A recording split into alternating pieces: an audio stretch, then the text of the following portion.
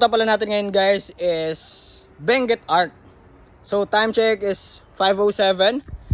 Naka-ready na yung mga gamit natin. Ang bike na bike. Si BA let's go!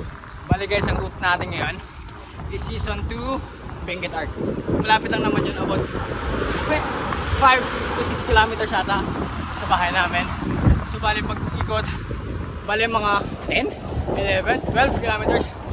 Malalaman natin. Let's go! Lapit na! So guys, after 20 minutes, almost 20 minutes, touchdown tayo Benguet Arc. And here's our bike. Ayan na yan. Pahinga muna tayo.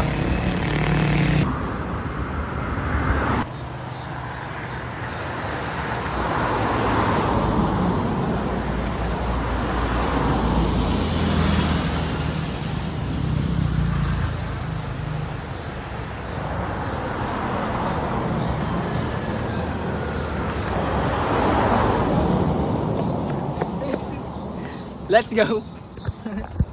So guys, nakauwi na tayo and unfortunately, biglang bumuhos yung ambon. So I decided na umuwi na lang agad. Pero today, nakaano tayo, 13 kilometers, 38 minutes of cycling. Anis! Active yarn! Bye!